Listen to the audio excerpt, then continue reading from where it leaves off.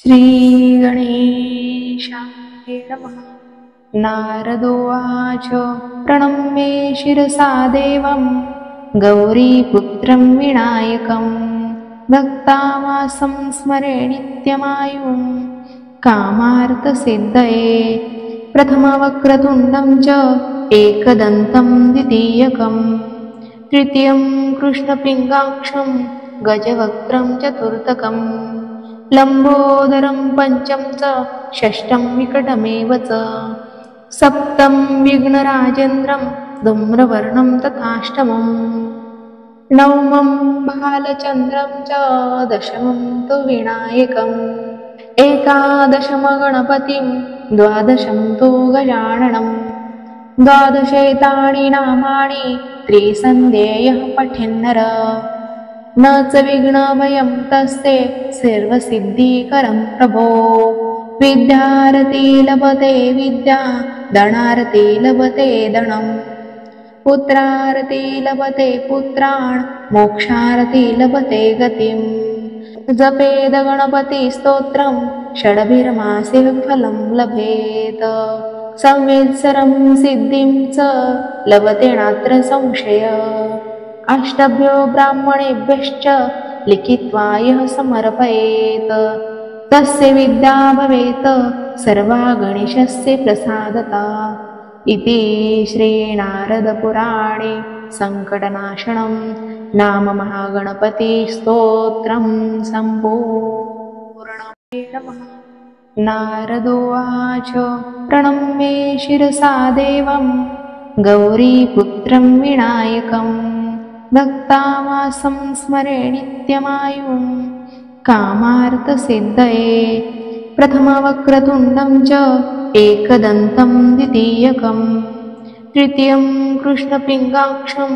गजवक्त्रं चतुर्थकं लम्बोदरं पंचम च षष्ठं विकटमेव च सप्तं विघ्नराजेन्द्रं धूम्रवर्णं तथाष्टमं नवमं बालचन्द्रं च दशमं तु विनायकम् एकादशमगणपतिं द्वादशं तु गजाननं द्वादशैतानि नामानि त्रिसन्ध्येयः पठेन्नर न च विघ्नभयं तस्ते सर्वसिद्धिकरं प्रभो विद्यारती लभते विद्या धनारती लभते धनं पुत्रारती लभते पुत्रान् मोक्षारती लभते गतिं जपेद गणपतिस्तोत्रं षड्भिर्मासे फलं लभेत संवत्सरं सिद्धिं च लभते नात्र संशय अष्टभ्यो ब्राह्मणेभ्यश्च लिखित्वा यः समर्पयेत् तस्य विद्या भवेत् सर्वा गणेशस्य प्रसादता इति श्रीनारदपुराणे सङ्कटनाशनं नाम महागणपतिस्तोत्रं सम्पूर्णम्। नारदोवाच प्रणम्ये शिरसा देवं गौरीपुत्रं विनायकं भक्तावासं स्मरे नित्यमायुं कामार्थसिद्धये प्रथमवक्रतुण्डं च एकदन्तं द्वितीयकं तृतीयं कृष्णपिङ्गाक्षं गजवक्त्रं चतुर्थकं लम्बोदरं पंचम च षष्ठं विकटमेव च सप्तं विघ्नराजेन्द्रं धूम्रवर्णं तथाष्टमं नवमं बालचन्द्रं च दशमं तु विनायकम् एकादशमगणपतिं द्वादशं तु गजाननं द्वादशैतानि नामानि त्रिसन्ध्येयः पठेन्नर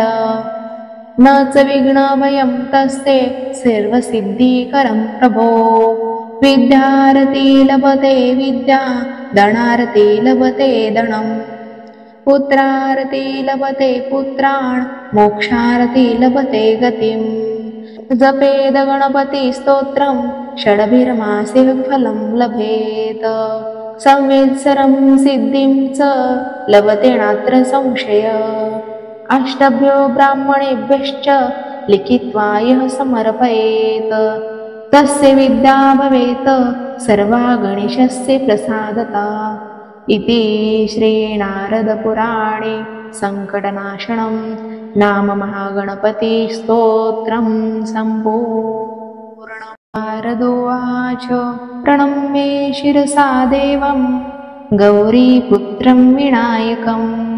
भक्तावासं स्मरे नित्यमायुं कामार्थसिद्धये प्रथमवक्रतुण्डं च एकदन्तं द्वितीयकं तृतीयं कृष्णपिङ्गाक्षं गजवक्त्रं चतुर्थकं लम्बोदरं पञ्चम च षष्ठं विकटमेव च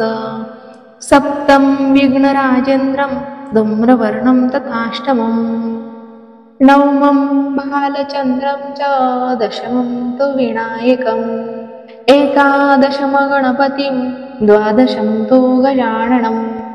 द्वादशैतानि नामानि त्रिसन्ध्येयः पठेन्नर न च विघ्नभयं तस्ते सर्वसिद्धिकरं प्रभो विद्यारति लभते विद्या धनारति लभते धनं पुत्रारति लभते पुत्रान् मोक्षारति लभते गतिम्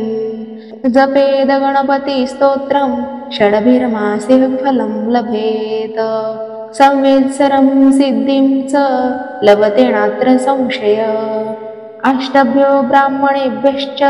लिखित्वा यः समर्पयेत् तस्य विद्या भवेत् सर्वा गणेशस्य प्रसादता इति श्रीनारदपुराणे सङ्कटनाशनं नाम महागणपतिस्तोत्रं सम्पूर्णम्। नारदोवाच प्रणम्ये शिरसा देवं गौरीपुत्रं विनायकं भक्तावासं स्मरे नित्यमायुं कामार्थसिद्धये प्रथमवक्रतुण्डं च एकदन्तं द्वितीयकं तृतीयं कृष्णपिङ्गाक्षं गजवक्त्रं चतुर्थकं लम्बोदरं पञ्चम च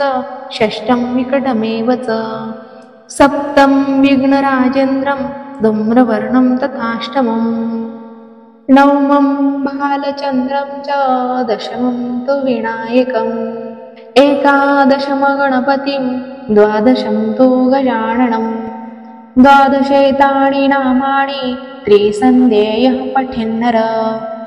न च विघ्नभयं तस्ते सर्वसिद्धिकरं प्रभो विद्यारति लभते विद्या धनारति लभते धनं पुत्रारति लभते पुत्रान् मोक्षारति लभते गतिम् जपेद गणपतिस्तोत्रं षडभिर्मासे फलं लभेत संवत्सरं सिद्धिं च लभते नात्र संशय अष्टभ्यो ब्राह्मणेभ्यश्च लिखित्वा यः समर्पयेत् तस्य विद्या भवेत् सर्वा गणेशस्य प्रसादता इति श्रीनारदपुराणे सङ्कटनाशनं नाम महागणपतिस्तोत्रं सम्पूर्णम्।